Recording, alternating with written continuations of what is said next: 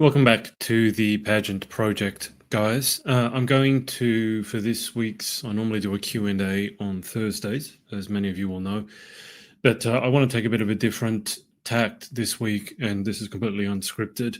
I don't have any notes in front of me, but I'm going to make this available to everyone, not just our VIPs. But overnight, I'm sure most of you, if not all of you, would have seen that, I guess you would call him a political influencer. Charlie Kirk was shot and killed in what many believe to be a political assassination. I think in Utah, there's a neighborhood cat wants to be fed. Cats had perfect timing. And then also, again, I think many of you would have seen that a young Ukrainian woman, Iryna Zarutska, was brutally stabbed to death in front of onlookers on a light rail train, I think in North Carolina. And look, first off, I will say, if you haven't yet looked these up or seen them, don't. I have a pretty strong stomach. I have not seen the footage of Charlie Kirk being shot. From what I read, and it's not like I looked it up, it's just all over social media. You have to tread very carefully to not find it, but I don't want to see it. I did see the video of the young Ukrainian woman being stabbed. I don't know why it was released. I have a fairly strong stomach, but the footage of the stabbing was haunting. There's a look, and I don't want to go into graphic detail, but the look if you've seen the photo, she looks up at her attacker, and it's a memory that will haunt me for the rest of my life. And so what I'm going to say, first of all, if you haven't seen it, don't look at it, because if you have a human heart, if you have any degree of empathy whatsoever, that's an image that's never going to leave you. And I really wish people would stop posting that. I don't know why that footage was made public, and influencers who like to make reaction videos to this stuff, they should have their accounts permanently banned. They're just terrible human beings. Using this stuff for likes and views and traction and engagement is just beyond my comprehension. But the reason I wanted to talk about it to you guys today, partly it's because I'm in no headspace to talk about pageant stuff, really. But also, if you're like me, and this won't be all of you, I'm aware of that, but if you're like me and you look at things like this happening, it can be overwhelming, not purely from an empathetic point of view, but you look at these situations, and I don't know if these sort of things are happening more and more often. Maybe it's just social media making us think that they're happening more often. But you look at it and you start thinking, why? Why are these things happening? And then again, if you're like me, you start immediately thinking, well, what could I do about it? I mean, showing empathy, showing sympathy, posting about it is one thing. But again, if you're like me, you start thinking, well, what can I actually do about it? Bearing in mind that I'm just one person. I, maybe a couple of months ago, was giving a passing thought to getting involved in politics, because I thought that might be a way of helping deal with some of these issues or help solve some of these issues. But I mean, bear in mind, you get into office, you still need to come up with policies, don't you? Then you need to get the policies through. But it can be deeply overwhelming, because if you start thinking about, for example, in the case of the stabbing, and I really hope they don't give any, in the case of the shooting, I hope they give him no publicity whatsoever, because very often these sorts of assassinations or stabbings or attacks occur because a person wants notoriety. They want to be famous. I think that's disgusting. I think that's pure evil. And I think there'd be nothing better than to give him absolutely no publicity whatsoever, not to mention him by name. And that should be enforced, I think, by law or something like that. That's possible. But you look at, in the case of the stabbing, I think it's fairly certain now that the person who committed the stabbing, committed the murder, I'm not going to say alleged murder because it's on footage. There's video footage of it. The person who committed the murder was mentally unwell. Now, I don't use that term loosely. I don't want to say, oh, he was depressed, he was anxious. I think he was schizophrenic. I'm fairly certain he was diagnosed as schizophrenic to the point where he was hearing voices. Now, I'm not saying that as an excuse at all, but you look at it and go, how am I going to solve this? Okay, this man was deeply mentally unwell, and from my understanding, had been released on a no-cost bail, where basically all he had to do was sign a promise that he would appear for his hearing. Now, bear in mind, I think this guy had been charged with criminal offenses multiple times before, I think including armed robbery. So this guy, you have to ask, okay, why was he released? So now you're going, okay, well, there's an issue with our legal system that needs to be resolved. But then you look at it and go, this guy was deeply mentally unwell. And so now you're thinking, if you're like me again, why wasn't he able, assuming he was looking for help, he was willing to look for help and seek help, which he may not have been willing to, I don't know. But then you start thinking, okay, why didn't he seek help, or why wasn't he able to get the help that he required? Again, assuming if he wanted it, in a country like America. And then you start thinking about medical costs and how expensive medical care is in a country like America. And in Australia, it's only going up as well. And then you start thinking, okay, the guy was homeless as well. So this man was released despite having committed multiple criminal acts. So you're looking at the legal system. Wasn't able probably to get the help even if he wanted it, because maybe the costs were factors. And now you're looking at the medical system. And then you're looking also at the fact that he was homeless and he wasn't able to hold down a job. So now there's this person who's unable to find a meaningful way to contribute to society. So now you're looking at a deeper issue of capitalism or the welfare state. And the reason I bring this up is because so many people are so quick. So, for example, you'll see this, and the politicization of the whole thing is horrific. But you look at it and people go, oh, he never should have been released. So, and the judge who released him was a Democrat.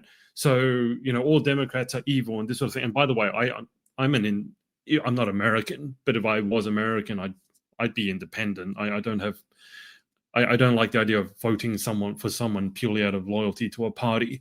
But I'm just pointing out that there were a lot of people on the Republican side or the right side of politics who were very quick to attack the left-leaning judge, which, okay, whatever. You can do whatever you want. But people who seem to be so certain of solutions in horrific cases such as this, you might look at them and go, wow, I wish I had their certainty. And you might be envious of it, because if you're like me, it's overwhelming. And you just look at it and you go, I was just messaging someone and it's like, I wouldn't know where to start, because there are so many different issues that cause a situation like this. It's not a simple A causes B. But what I want to tell you is that if you are overwhelmed and if you don't know where to start, we probably need more people like you in society, because it may mean that you're more aware that this is a complicated, nuanced issue that's going to take a lot of people pulling together to solve. The politics of divisiveness, I cannot stand. You vote for whoever you want, and as long as you've got a reason for it, we can debate about the reason. But this idea that half the people in the world are evil and half the people in the other half are righteous, no, I've got no time for that. But if you're looking at situations such as, there was a transgender issue, there's the environmental issue, there's the issue with, the divide, the big divide in the haves and the have-nots financially. And then there's all these political tensions across the world. And then you think like tariffs, the war in Ukraine, the war in Gaza. And there are so many people out there who are so quick to say, oh, well, you shouldn't do that, or here's a solution, or we should stop doing this. And I'm here to tell you that if you're someone who looks at it and go, hang on, I wish I had the courage of convictions, I wouldn't necessarily be envious of people like that, because I don't think the solutions in many of these cases are nearly that straightforward. Now, let's take it, because I know that you're a pageant contestant or a parent or director watching this. Let's make it a bit more particular to pageantry. Okay, let's talk about your advocacy for a second. This really applies to advocacies as well, because so many people have a pageant platform or pageant advocacy, and it's about promoting a solution. So, for example, let's take an environmental one, and you want people to reduce their carbon footprint, or you want people to stop using, let's say, single-use plastics. Let's take single-use plastics. So you're advocating for people should stop using single-use plastics. Now, what I want you to do, because really my message to you is to encourage you to think, first off, to say you're not alone. If you find all these situations overwhelming, again, not from just an emotional point of view, but because you're going to go, society is falling apart, and like, I give up, I want to move to Mars, because sometimes I feel like that. You're not alone, because we get into these situations as a society simply, like very directly, because they're not that easy to solve, and you can't be blind to why the problems occurred in the first place if you're going to have any hope of solving them. And I know so many of you are aspiring to be leaders or are already leaders in society. So my plea to you is, you're not alone. Yes, it's overwhelming, and we can really only start with ourselves. That's all we can ask of ourselves. You can't, unfortunately, click your fingers and solve. But if I take you back to the Pageant platform and you're saying, okay, we should get rid of single-use plastics, what I want you to do is take the opposing viewpoint and argue for the opposing viewpoint. Because one of the things that really is just gone out the window completely, apart from constructive debate, which has gone out the window, is critical thinking. Not thinking specifically, but critical thinking. And by the way, you need critical thinking before you can engage in constructive debate. And one of the ways, I think one of the best ways to really exercise your critical thinking faculty is to take the opposing viewpoint that you have and argue against it, or argue against your viewpoint. And so what I'm asking you in this case, take your platform, take your advocacy, and I want you to try to really poke holes in it. So it might go something like this. All right, so I'm advocating against single-use plastics. All right. So let's think, why were people using single-use plastics in the first place? Assuming they're not stupid, they're not evil, because again, that whole demonization thing needs to stop. Every person, no matter what they're doing, they've got a reason for it. So simply saying they're stupid is not what a leader would do. Look at the reason, okay? Single-use plastics, how much were they charging people to use a plastic straw? Probably nothing. All right, so now I believe, anyway, I could be wrong here, but my thought process goes like this. They probably started using single-use plastics. We started as a society using single-use plastics because they were very cheap. They were probably very cheap to make, and they were freely distributed. And so you're looking at that and going, okay, if they're that cheap to make and they're that freely distributed, if we take them away, or why aren't we taking them away? What's the issue here?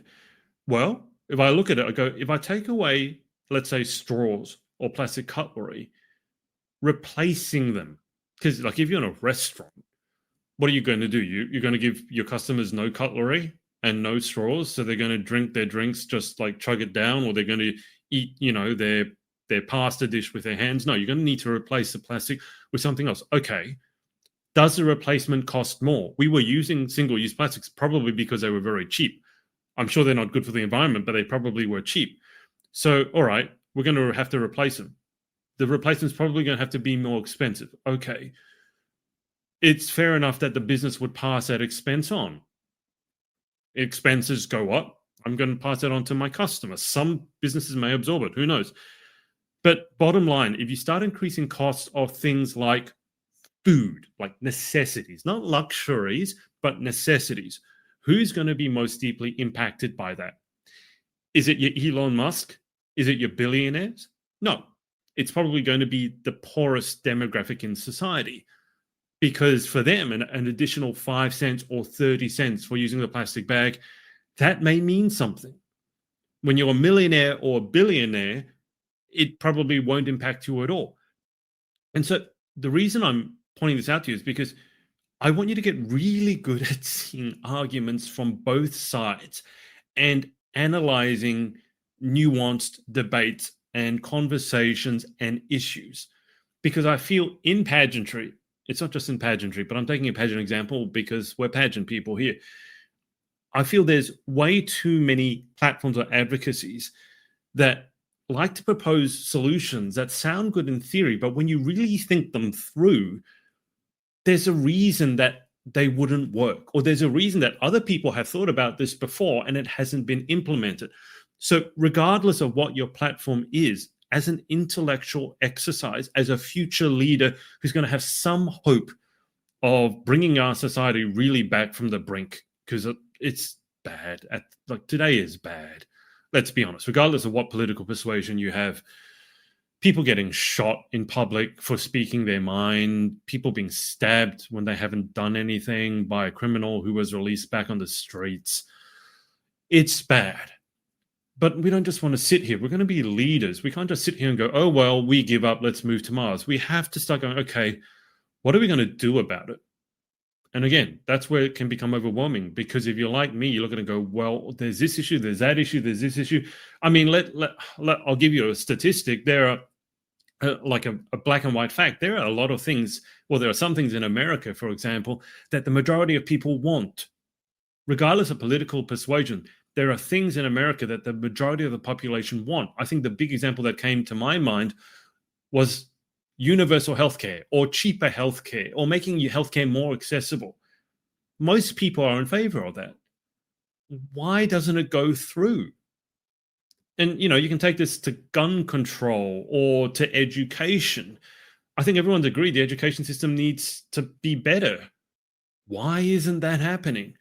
And so then you start looking and go, what's happening with our political system? And then it's like, I mean, don't get me started with the political system. Like in America, I don't know how much money you need to run, but if you can't see an issue with needing a lot of money to run, then I don't have much discussion for you. Again, this video is for those of you who are aspiring to be leaders and look at solutions, like issues that we're seeing today in today's society, and going, I don't know where to start, but I'm here to tell you that we need you. And the very fact that you are overwhelmed is probably a good thing, because that means, hey, you have an awareness that it's not that easy just to click your fingers and go, well, you just do this and it's simple. Like, it's very rarely that simple. Even if the solution is simple, you got to get it through. That can be a big failure. The big one example that comes to mind is gun control. I mean, given what happened today, you could very easily say, well, if there were no guns in America, then he wouldn't have been shot. If there were no guns, there were no gun violence. And I have to say, coming from Australia, I have a strong sense of sympathy with that. But then you're blind to the reality of the situation, which is that guns are everywhere in America. They're very freely available. So if you just take away law-abiding citizens' guns, especially those who believe they have the right to bear, and they do have the constitutional right to bear arms, you're taking it away from them. What about all the criminals that seem to largely have illegal firearms? So you're taking away the firearms from your law-abiding citizens, and yet the criminals still have access to their guns. That could be an issue there, right? Then you also have the issue of, okay, so maybe are we checking that people who do have access to firearms are mentally well or are financially stable? And again, my point is not to propose solutions, because I'm so far removed from the gun debate here in Australia that I don't want to say anything any more about it. But my point is simply this: it's nuanced. It's not a simple conversation most of the time. Any of these big issues that you and I, as potential future leaders or current leaders, or people who just have a voice that people happen to listen to, we know that the solutions are never that simple. And the very fact that you are feeling overwhelmed, or sometimes you don't know where to start, or that you just want to give up on humanity and move to another planet, that's the very type of person that we need.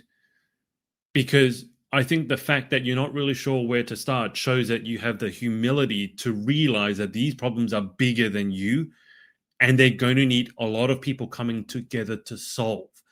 I deeply worry when someone thinks that a complicated solution they have a very simple answer for, because I think it shows a level of delusion on that person's part. They think they're so smart. They've got this whole thing figured out. Unlikely, right? Unless you're a genuine once in a generation type of genius. And so we look at these problems, or we look at what happens in society. And on a day like today, I'm just very thankful I don't have to do an interview today, because I don't know what I would do about it, because my headspace is not in pageant land at the moment. But the only thing at the end of the day we really can do is control what we decide to do. No matter what happens, it's like, okay, that's horrific. That's terrible. Take a moment. What are you going to do about it? And that's really the only thing you and I can control. There's no point us lamenting about the state of society, or saying, oh, if only he changed, or she changed, or they changed. No. It really always comes down to your personal responsibility, not blaming you or blaming anyone else, taking personal responsibility.